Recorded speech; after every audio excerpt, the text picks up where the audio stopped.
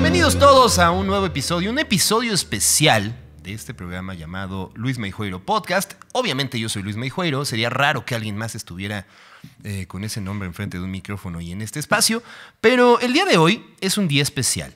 Como verán, estoy en el mismo set donde generalmente grabamos todos los episodios, o algunos de los episodios, porque si ustedes han visto, he grabado algunas cositas fuera.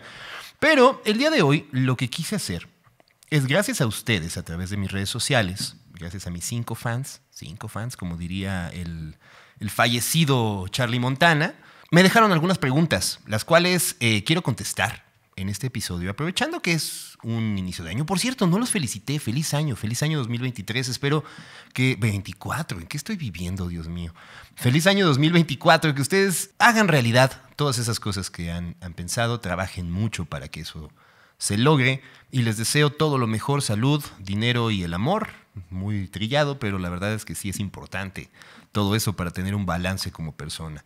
Les agradezco a todas las personas que me dejaron estas preguntas. ¿Y qué les parece si vamos al grano? Porque si no me puedo seguir con una introducción enorme y esto va a durar mucho tiempo y quiero que sea rápido. Voy a ir...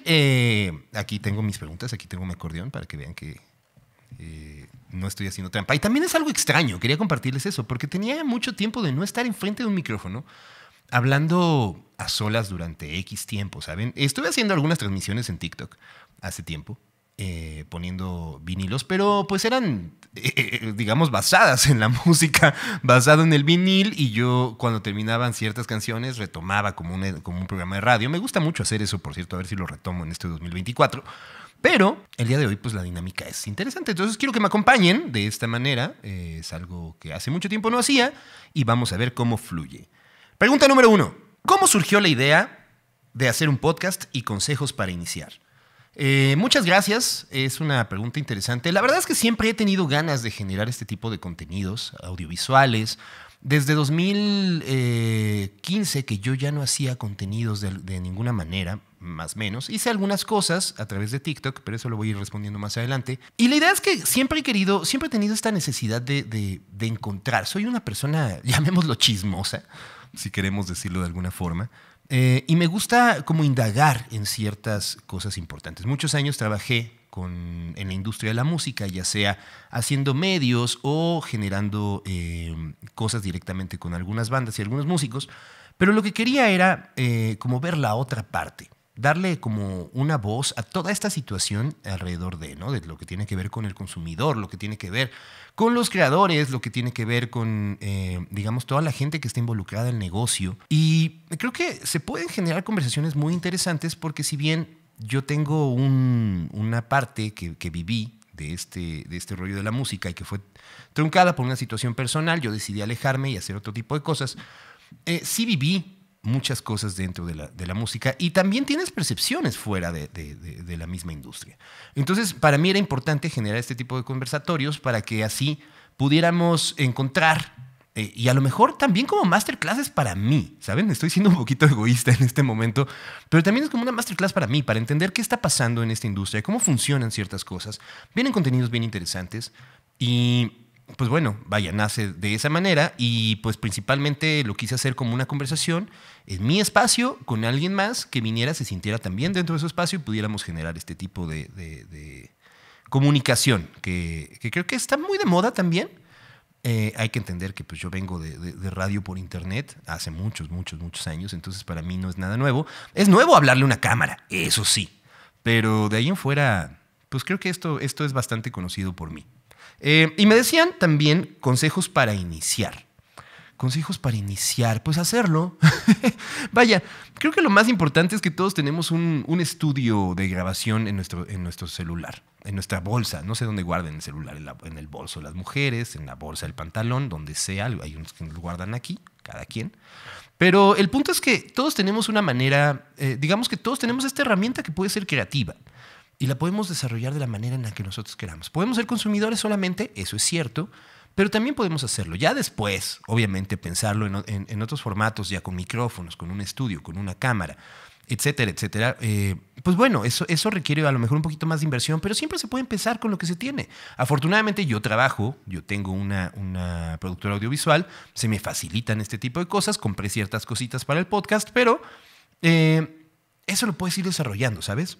Si no tienes esa capacidad en este momento económica, si tienes un celular, seguramente porque lo estás viendo a través de eso, has visto mis reels, entonces hazlo. Es la única, el único consejo que te puedo dar. Vamos a la pregunta 2, ¿les parece? ¿Cuál ha sido el vinilo single que más trabajo me costó encontrar y cuál es su historia? Gracias por esta pregunta. Alguna vez, creo que ya lo había contestado en un podcast. Hace ratito mi productora en este momento me decía que eso ya lo había respondido, pero lo voy a volver a decir. Tuve un crush muchos años con este disco, con el Melancholy de los Smashing Pumpkins. Y es un disco que siempre me gustó. Es un disco que se me hace lo mejor y lo peor en un disco. Creo que hay canciones excelentes, los singles. Hay canciones muy buenas que no fueron singles y hay canciones que sobran, ¿saben?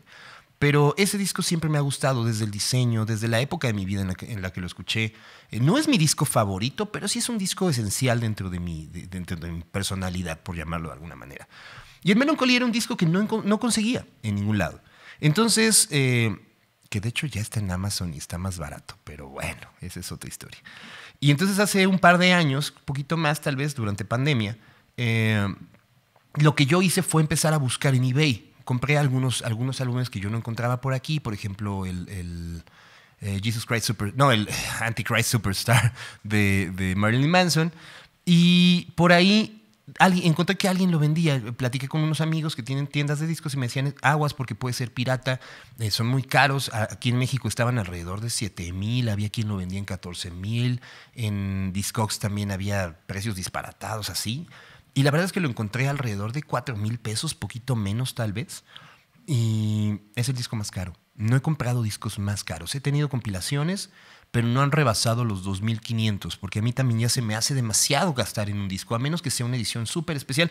Pero también soy mal coleccionista, debo decirlo. Hace poquito un amigo estaba en Chile y me decía, ¿qué disco se te hace difícil encontrar? Y a lo mejor aquí en Sudamérica lo encuentras. Y yo, estás en Chile, tráeme algo de Los Prisioneros, ¿no? pero vaya, soy mal coleccionista, no sé todavía de ediciones raras, etcétera, etcétera. Solamente estoy comprando lo que a mí me gusta, pero creo que cada quien vive su pasión y su coleccionismo de la manera en la que quiera. Esa es mi respuesta. Vamos a la siguiente pregunta. ¿Qué le depara a los artistas audiovisuales? ¿Será TikTok el medio para ser vistos? Muchas gracias. Esta pregunta es muy, muy, muy, muy interesante. Y creo que sí, pero no solo TikTok. Hay que esperar qué es lo que viene. Les voy a contar una historia. Yo en ¿qué habrá sido? 2016, me contrataron para trabajar con YouTube. Lo que hicimos fue poner un estudio de grabación, un estudio de video, pues un estudio de televisión, donde montamos 4 cámaras, una grúa, un dolly, teníamos iluminación profesional, etcétera, etcétera. Y era para que hacía YouTube una cosa que se llamaba YouTube Space.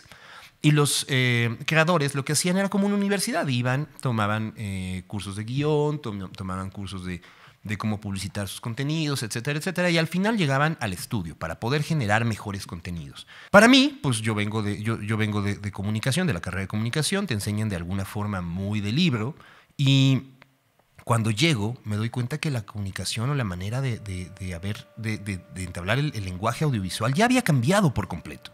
Y para mí fue muy extraño ver a un creador de contenido que estaba leyendo su contenido y lo cortaba en frases, ¿no? Y yo le decía, bueno, pero ¿qué hacemos? Tienes otra cámara, puedes jugar con eso porque es lo que a mí me enseñaron. Y él no, ¿saben? Él no tenía esa capacitación, tal vez un poco más de libro, de escuela.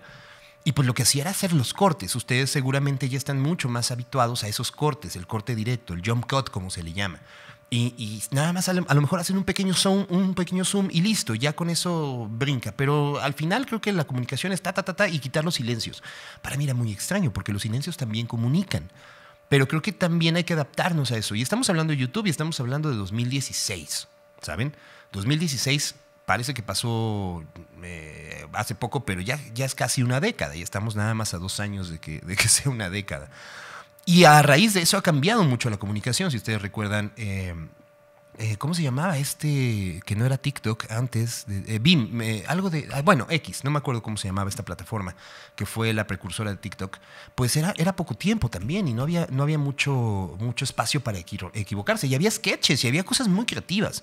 Había cosas muy, muy basura también, pero al final creo que la creatividad siempre fluye y siempre genera cosas. Luego viene TikTok y genera esta comunicación en formato vertical. También me tuve que adaptar a ese tipo de manera de verlo. Pero creo que más bien nosotros como creadores audiovisuales tenemos que adaptarnos a todo lo que hay. Y en mi caso, por ejemplo, que tengo una productora, que trabajo con clientes, pues yo tengo que estar a la vanguardia de alguna manera de entender cómo funcionan estas redes para poder adaptar la comunicación de esas empresas a cómo quieren decirlo. Las personas ya no son tan habituadas a la televisión o a los formatos convencionales. Ahora tienen que adaptarse a eso y yo también me tengo que adaptar. Entonces, parte de mi juego por entrarle a TikTok fue eso, entender cómo era la comunicación y me gustó y espero que a ustedes también les esté gustando. Y espero que esté respondida esta pregunta. Vamos a la que sigue. ¿Cuál es tu opinión sobre los festivales en México? ¿Festival favorito? Esta pregunta es bien interesante porque si bien yo estaba alejado también de los festivales muchos años, yo no me perdía los Vive Latinos hace mucho tiempo. Corona Capital había ido a 2, pero la verdad es que había pasado muchos años también de no haber ido. En 2016, tal vez 2015 fue el último festival que yo fui a Estados Unidos. Iba mucho a los festivales que se hacen en Austin, el South by Southwest, el Austin City Limits. Son festivales muy distintos cada uno. El South by Southwest es toda la ciudad en una parte de música, pero también se hace una parte de cine y una parte de tecnología. Austin City Limits sí tiene que ver con un festival, pero yo estaba muy adecuado a Vive Latino, ¿saben? O sea, el Foro Sol y los escenarios alrededor y todavía pues lo veía como, o sea, como un festival que funcionaba, pero no era nada maravilloso. Hasta que este año fui al Corona Capital, lo cual me pareció sorprendente. Obviamente no podía faltar a ese festival porque era todo el cartel diseñado para mi generación o para las personas que compartimos el mismo gusto.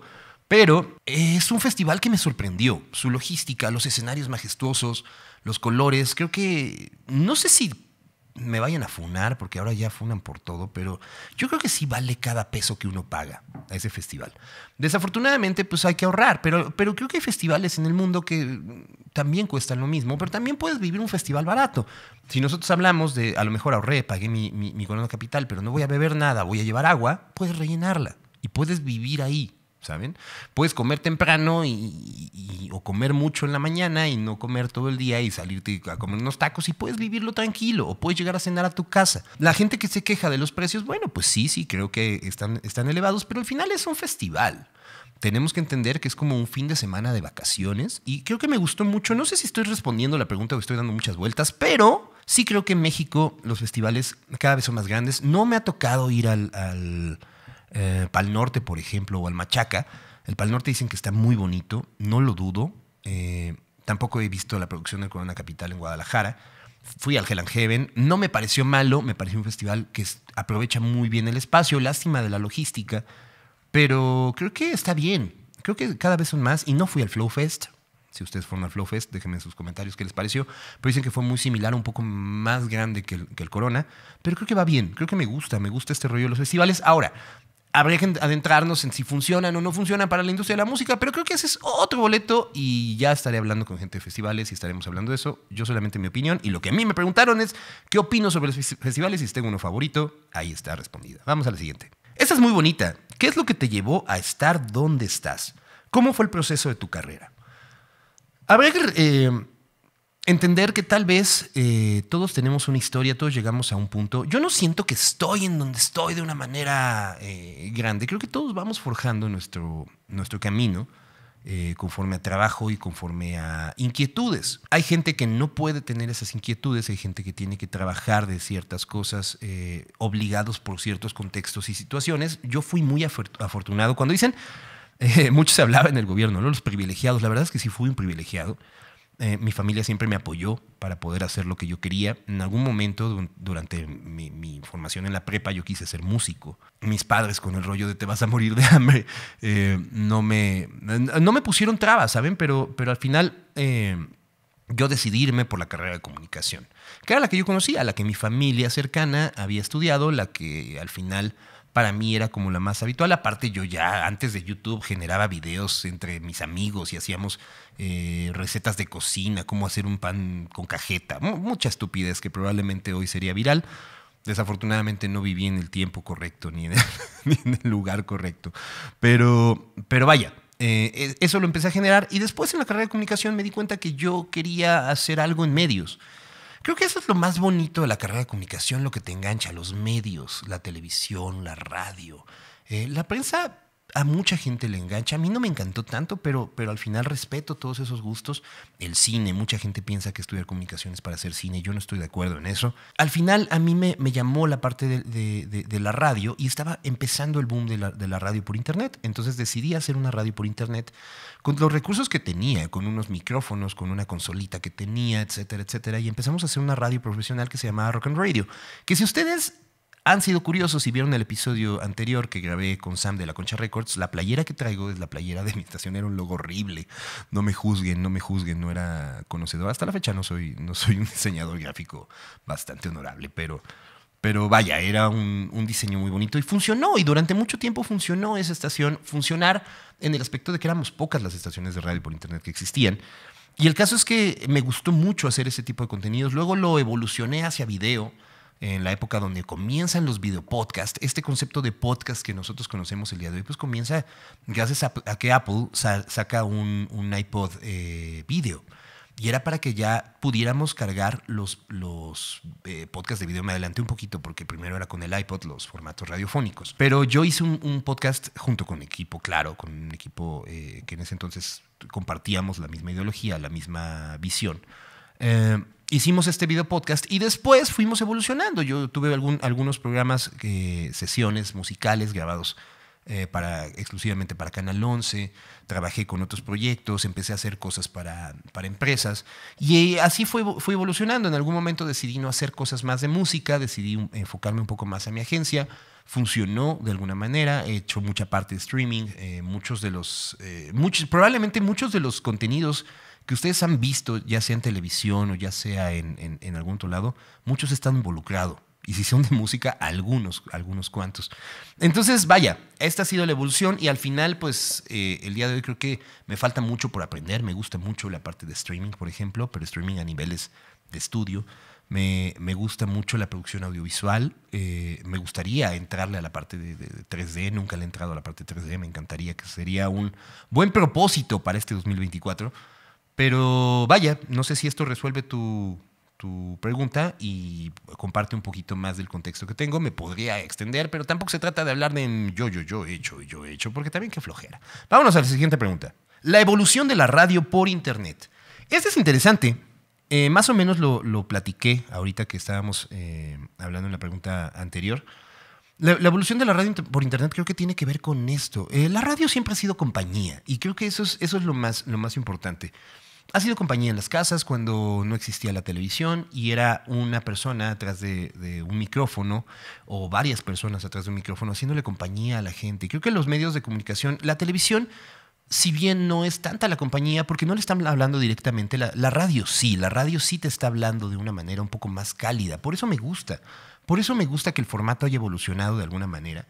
Pero justo lo platicaba con personas. De hecho, hay un episodio por estrenarse que también les va a gustar mucho, que tiene que ver con radio. Pero, por ejemplo, Natalia Sendro, que estuvo conmigo en el primer episodio, hablábamos de eso. La radio siempre encuentra sus maneras de evolucionar y siempre encuentra la manera de estar. Si bien me tocó a mí la parte de la radio en donde nos acompañaba, solo estando en el carro, era más difícil ponerlo en una casa. Yo sí recuerdo gente que se sentaba a escuchar una cosa en particular, ¿no? Por ejemplo, hay un recuerdo que yo tengo muy... No sé si es un recuerdo real o no sé si les ha pasado esto, pero yo recuerdo estar en casa de mis papás. Bueno, vivíamos en ese entonces, yo era muy pequeño, no recuerdo el año en el que termina la guerra del Golfo Pérsico. Pero yo recuerdo estar sentado en el comedor escuchando a un locutor diciendo que las banderas blancas estaban ondeando, que los soldados estaban hincados y que se había terminado la guerra del Golfo Pérsico. Para mí ese fue un momento también clave. entender que nos podíamos conectar de una manera. Y estoy muy chiquito, les digo, no sé si sea real o no. Yo lo recuerdo muy real para mí. Una vez lo platiqué con mis papás y no se acuerdan ellos. Pero yo estoy casi seguro que sí pasó. Pero si no pasó, pues es una bonita novela que me estoy inventando para poder generar este tipo de situación. Pero bueno, al final la radio siempre encuentra maneras. La radio tiene, hay muchas cosas técnicas de las cuales no voy a entrar, pero entra el Internet y el Internet, más bien la radio, encuentra en el Internet una manera de comunicar y de abrirse a nivel mundial, la cual pues ha evolucionado. Ahora cada vez es más fácil hacer radio. Mucha gente está haciendo radio. Luego, digamos que evoluciona la parte de los podcasts, el poder hacer contenidos portátiles, que ese es el concepto del podcast. Luego evoluciona a contenidos ya audiovisuales, pero sigue teniendo esta magia de la radio. La conexión, si bien hoy me están viendo a través de una cámara, estamos haciendo un formato radiofónico. Entonces, creo que por ahí va esta parte. Yo creo que va a seguir evolucionando, va a encontrar caminos. Y si existiera un nuevo método de hacer comunicación, seguramente la radio encontraría la manera de entrar. Entonces, creo que es uno de los formatos más bonitos o de los medios más bonitos que existen. Y pues si ustedes tienen la oportunidad de escuchar la radio, yo lo hago mucho, yo voy, me critican mucho porque pongo la radio y voy escuchando locutores y voy escuchando todo, pero para mí es compañía. La música siempre ha sido compañía, claro, pero yo decido cuándo escucharla. Para mí me gusta más no sentirme solo en ese trayecto y poder escuchar ciertas cosas que pueden ser interesantes. Ya después, si quieren, hablamos de mis contenidos favoritos en radio. Pero la radio siempre encontrará su camino. Vamos a la siguiente pregunta. Banda favorita. Esta pregunta siempre es bien interesante. Creo que alguna vez platicaba con alguien que me decía que nuestra generación, la generación de los late millennials, si le quieren llamar de alguna manera, soy de los años 80, nací en los años 80, sí tenemos sí podemos delimitar esas cosas, porque eran muy pocas. O sea, sí había mucha música, había muchas maneras de llegar, pero estamos hablando de un lanzamiento de Spotify donde un viernes tú abres y todo el mundo lanzó canciones. Y si alguien desaparece, un artista desaparece durante 2 años, no pasa nada porque hay muchos más. En mi caso sí había esa cuestión de selección, el libro favorito, la película favorita, la película que siempre veíamos, el disco favorito. Creo que si bien mientras más vas creciendo vas encontrando más cosas, yo siempre pensaría en el disco que siempre regreso o la banda a la que siempre regreso. Y esas son preguntas que le he hecho a todos los invitados que he tenido, porque decir banda favorita...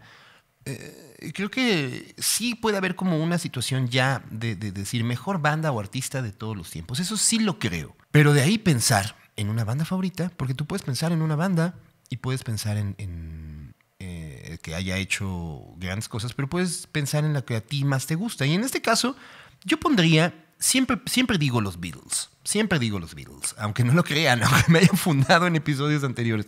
Siempre digo los Beatles. Pero creo que también los Beatles es una respuesta sencilla y respuesta como muy safe para poder salirte de esa conversación. Fue una generación que me encantó conocer a Oasis. Y es una banda que me encanta y que conforme pasan los años he descubierto más.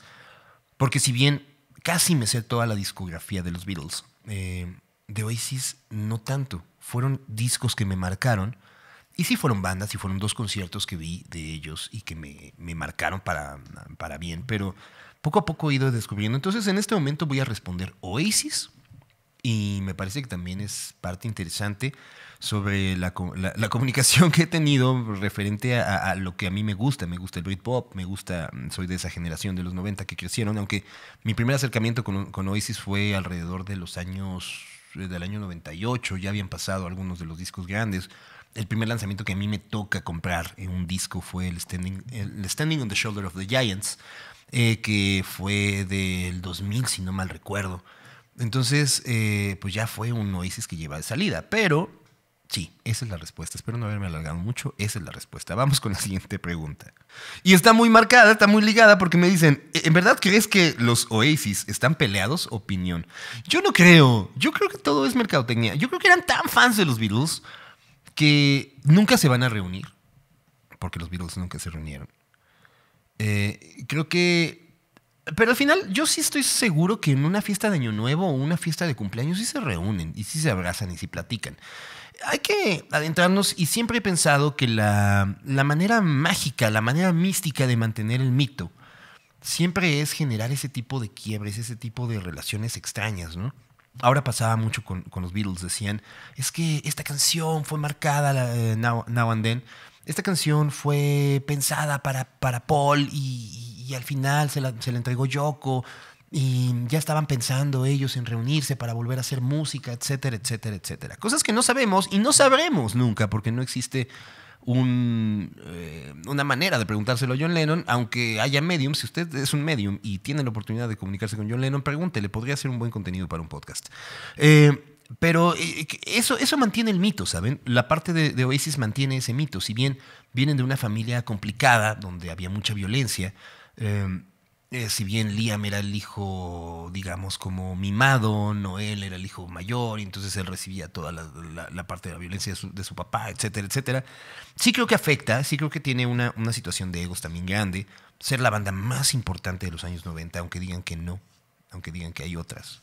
Era la banda más importante de los años 90, por lo menos en el lado de Europa. Sí creo que pesa. Y si pensamos en estas bandas que se hacen muy famosas a sus 20 años, a sus 25, a sus 28, no tienes la oportunidad de entender qué es lo que pasa. Yo veo, por ejemplo, en el Corona Capital vi a Noel Gallagher, lo veo más tranquilo, lo veo muy bien, lo veo disfrutando el show, lo veo diferente a esos videos en donde estaba preocupado por si Liam iba a salir o no, si iba a pasar o si en ese momento iba a dejar el micrófono, si se iban a pelear. Y también él con un carácter agresivo. Creo que si bien sí creo que hubo muchos conflictos, no creo que estén muy enojados en este momento. Probablemente sí hubo un quiebre, sí hubo una situación complicada, pero ahora están haciendo ellos su carrera también.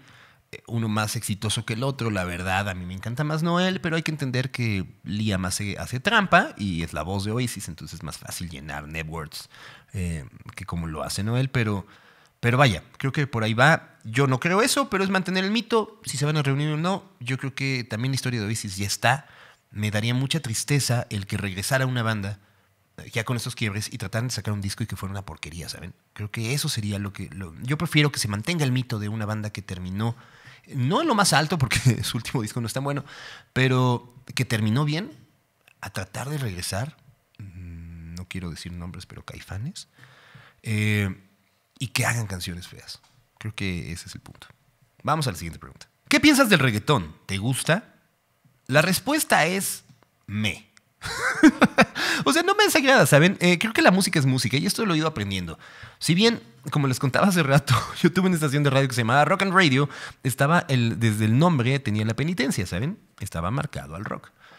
Y era lo que a mí me gustaba. Y en esa época sí era mucho de a mí me gusta el rock y a mí me gusta el pop. Y nos dividíamos y era como Civil War, ¿saben? Y a los que les gustaba el metal y a los que... Pero todos los del rock podíamos convivir con esas personas, pero no podíamos convivir con los que les gustaba el pop. Afortunadamente la música ha cambiado y también las generaciones han cambiado y también la manera de consumir la música ha cambiado, lo cual nos da la oportunidad de no perdernos de ciertas cosas. Había géneros que no me gustan. La banda en particular no me gusta. La respeto a quien le guste, no me gusta, no es algo que a mí me atraiga. ¿Qué otro género? El punk, por ejemplo, no es algo que a mí me encante. Hay cosas que yo respeto del punk, pero tampoco es un género que me guste. Pero el reggaetón, creo que llega en un momento entendiendo el por qué se da ese reggaetón. Yo, por ejemplo, lo comparo ahora, y no me vayan a funar por esto, pero sí lo voy a decir, lo comparo con el punk.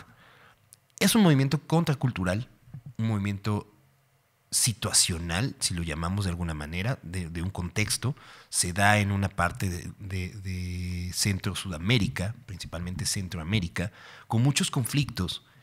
Y es una manera de tratar de girar hacia otro lado, ¿no? Si bien, por ejemplo, si hablamos de la salsa, que la salsa es un género que no le he entrado, pero me gusta mucho la historia de la salsa, se da en los años 70 en la parte de Florida, en Estados Unidos, y todos los salseros que eran rockstars en su momento, era una parte contracultural y la gente que vivía, los latinos que vivían en esa zona también se acercaban en Nueva York, etcétera, etcétera. Creo que el reggaetón llega a la misma parte, pero a lo mejor de una manera, un discurso más simple. Y creo que eso es lo importante, porque la salsa tenía bases de jazz. Era música mucho más compleja y el reggaetón no lo es. Pero también tiene que ver con lo que estamos haciendo el día de hoy. Los creadores de contenido ya no necesitan de un estudio para poder, un estudio grande para poder hacer un contenido, ¿no? Antes, si lo pensamos, pues necesitabas personas que te estuvieran apoyando, un ingeniero en audio, un ingeniero de luces, un camarógrafo, un productor, un director, etcétera, etcétera. Lo mismo pasaba con la música. Y creo que el que haya avanzado tanto la tecnología, se haya simplificado tanto, pues da el que una persona en su estudio, su home studio, en su casa o en su celular pueda generar una base. Y sobre eso genera un discurso. El discurso, si bien muchos dicen misógino, si bien muchos dicen que es grosero, yo creo que es un discurso contracultural. Y es un discurso contracultural en donde también es interesante escuchar a Bad Bunny, las letras que tienen y las cosas tan explícitas o cómo lo dice, y que las mujeres no les moleste, ¿saben? Y que las mujeres se apoderen de ese discurso y lo tomen como suyas, ¿no? Yo perreo sola, me parece que es interesante, lo está diciendo un hombre.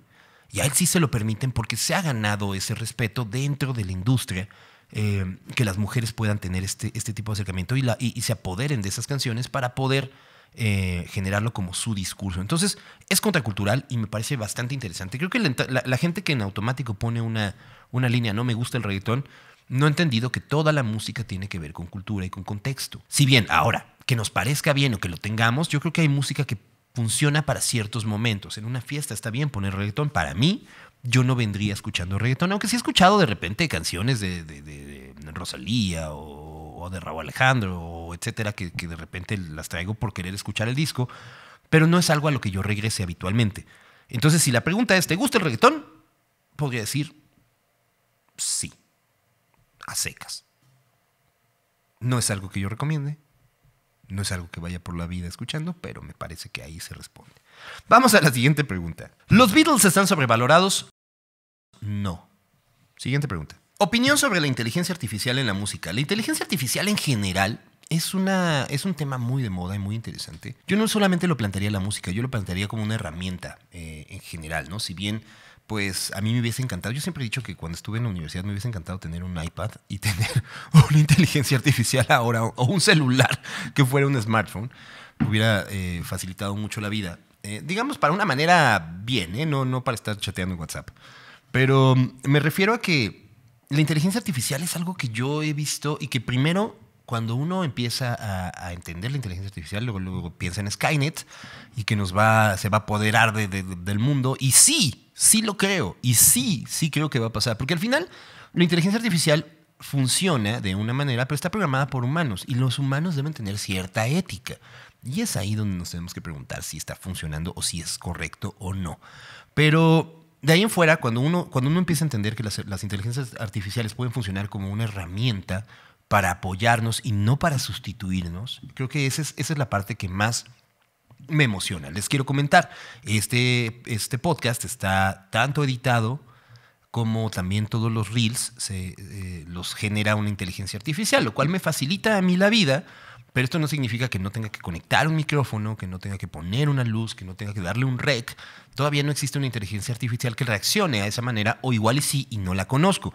Pero creo que todas estas herramientas funcionan. Ahora hay herramientas, pensando ya solamente en la música, que me emocionan mucho. Lo que pasó con Peter Jackson y lo que se generó en este documental de los Beatles, que recayó también en esta canción de Now and Then, que al final no hablaremos si es los Beatles o no. Eso ya hay un episodio donde hablamos de eso. Vayan ahí, escúchenlo, véanlo, mienten la madre Mao, mienten la madre mí, no importa, no pasa nada. Pero es maravilloso cómo pueden rescatar esto. Ahora hay que entender que no están rescatando la voz, están simulando a través de unos y ceros encontrar el tono, la manera, etcétera, de la voz.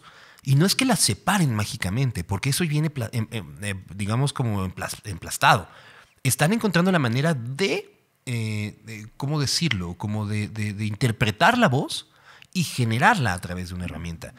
Lo cual es peligroso, también se viene un año bastante movido, nada que ver con música, pero se viene un año bastante movido de cuestiones electorales. Y ahí es donde vamos a pensar qué es lo que vamos a creer o qué es lo que no vamos a creer. En la música está pasando lo que pasó con Bad Bunny, donde si en el McDonald's no venden donas y todas esas historias, bueno, todas esas canciones, que dicen que hay una buenísima que no me acuerdo cómo se llama, Nostalgia se llama. Pues al final reprodujeron la voz a través de unos y ceros y generaron este rollo. Y claro que el artista tiene la capacidad o tiene el por qué enojarse. Todo ese berrinche que se hizo, pues claro que sí, porque de una u otra manera, la música es un arte. Y entonces aquí ya lo rebajamos a la situación en la que ya también el arte lo puede generar una máquina. El arte lo genera el ser humano, el ser pensante, el ser creativo, no un ser programado. Si encontráramos la manera de que el artista pudiera programar cierta cosa para poder generar arte, bueno, ahí está hablando o está generando algo a través del artista y del humano, con una herramienta, que en este caso puede ser un pincel o puede ser un lo que sea, o una computadora. Pero en la parte de la música sí creo que es interesante lo que se puede emular, pero también habría que hablar de cosas de registro y de a quién pertenecen esas cosas, esas creaciones. Creo que ya se está abriendo un debate. Como herramienta me parece maravilloso, pero sí hay que tenerlo en cuenta como una herramienta de apoyo más que como una herramienta de creación. Creo que ahí es donde está el meollo del asunto de la inteligencia artificial. Quiero tener un episodio justo a hablar de inteligencia artificial con alguien que sepa más que yo y espero que se logre en este 2024. Es otro de los propósitos que voy a poner. Vamos a la siguiente pregunta. ¿Te faltó lograr algo este año? No estoy seguro que esos recuentos sean buenos, porque si nosotros nos ponemos siempre nostálgicos, siempre va a haber algo que no hicimos. Ahora, ¿qué me hubiese gustado hacer más? Los contenidos que estaba haciendo en TikTok de vinilos. Creo que eso es algo que me alejé un poco por situaciones personales, por situaciones de tiempo, de trabajo, etcétera, etcétera. Es algo que disfrutaba mucho porque es compartir la música a través de la música y de lo que a mí o lo que yo siento como música. Creo que esa es la parte más importante. Si yo quiero hacer algo este año también es retomar esos contenidos y poderlos generar. Ahora a nivel personal, pues probablemente muchas cosas. A lo mejor viajar más, a lo mejor ir a otros lugares, no lo sé. Pero creo que basándonos solamente en lo que a ustedes les puede interesar de mí, solo es la parte de los contenidos en vinil. Los voy a retomar y espero que sea pronto. Vamos a la siguiente pregunta. Hay otras preguntas que no quiero adentrarme, pues son un poco más personales y creo que no tienen tanto que ver con esto y a lo mejor hasta les puede aburrir, pero sí hay muchas cosas que me fueron diciendo.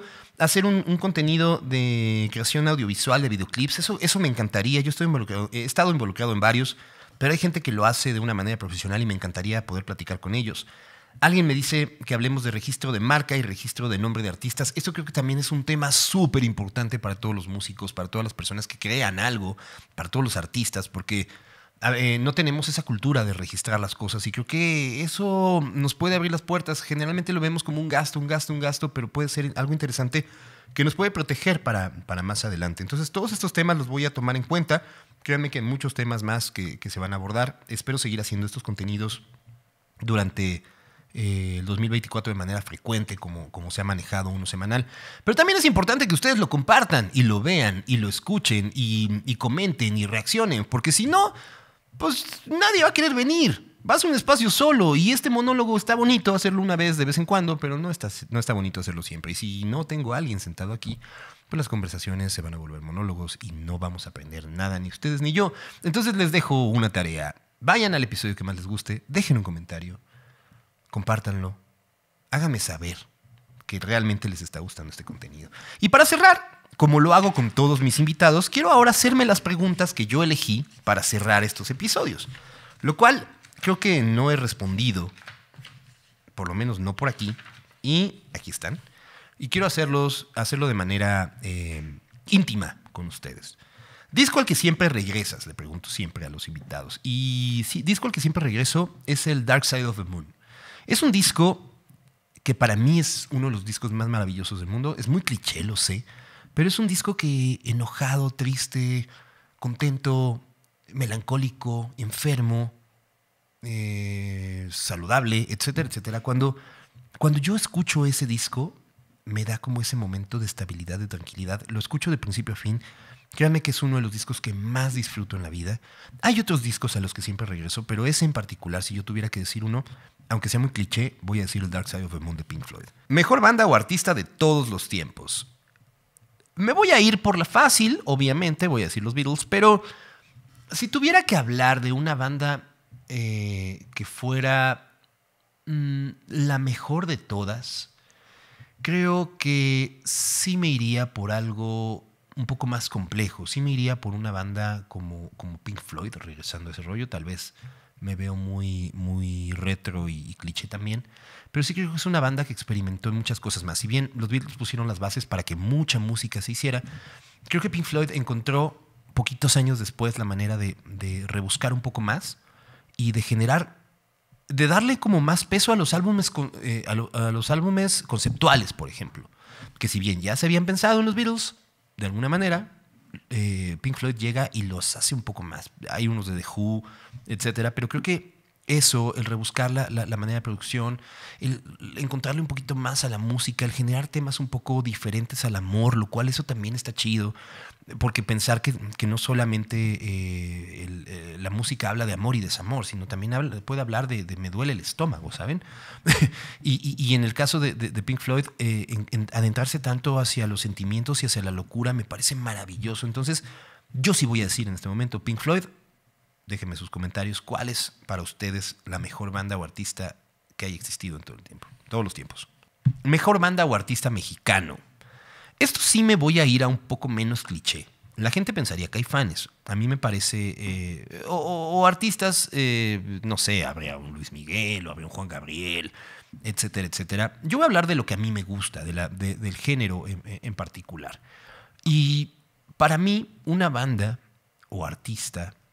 para mí, mejor de todos los tiempos, es una banda que conectó conmigo, digamos, en mi época de adolescente. Es una banda, si bien fui entendiendo, por ejemplo, un Café Tacuba, un Molotov, etcétera, etcétera, para mí la banda que me hace como vibrar, aunque solamente tuvieron 3 discos, no todas las canciones son buenas, pero sí me parecía muy interesante la manera en la que se estaba haciendo, porque también hay que entender que yo vengo de un gusto similar al Britpop. Entonces, a mí lo que hace Zurdok, primero Zurdok Movimiento, luego Zurdok, el hombre sintetizador, para mí es el mejor disco que se ha hecho en la historia de la música en México. Eso no me lo van a cambiar. Ahora sí que change my mind, ¿no? Si ustedes tienen la oportunidad, creo que todavía existe. En pandemia hice un podcast con unos amigos que se llamaba El Disco ha Muerto y hablamos sobre el hombre sintetizador. Entonces, me parece que ahí hablamos un poquito más, adentramos, pero para mí es uno de los mejores discos que han existido en México. Y para mí esa banda, aunque fueron solamente 3 discos, llegaron a tope. Si bien Chetes pues se convirtió en otra cosa, se fue hacia el pop y etcétera. Es un artista que disfruto mucho escuchar y ver en vivo. Creo que esa banda es para mí una de las bandas más importantes que han habido en México. Y gracias a ese disco también. Muchas gracias a todos ustedes. Gracias por este tiempo. Espero no les haya aburrido tanto este monólogo. Espero la hayan pasado muy bien. Y como siempre les deseo solo lo mejor. Deseo que este año sea uno de los mejores años de su vida. No me voy a volver cliché. Tampoco voy a llorar. Pero sí les voy a agradecer a todos y cada uno de ustedes por brindarme un poquito de tiempo para escuchar, ver estos contenidos, para apoyar esta locura. Y les pido de favor que lo sigan haciendo. La única manera de saber que esto está funcionando, que esto está conectando, que esto les está gustando es conocer su opinión. Sea buena o sea mala, háganlo. Compartan, comenten, suscríbanse. Y no quiero ser tan cliché como un youtuber cualquiera, pero sí es importante saber esto, la retroalimentación, porque si no sería hablarle al micrófono y esperar que no pasara nada. Y yo sí quiero que pasen cosas. Entonces, gracias a todos y cada uno de ustedes. Gracias por estas preguntas. Y nos vemos el próximo miércoles. Este podcast está producido por Luis Meijueiro. Producción, Carla Rocha, Diego Ortega, José María Barrientos. Audio, Luis Meijueiro. Edición, Autopod. Música, Exael Salcedo.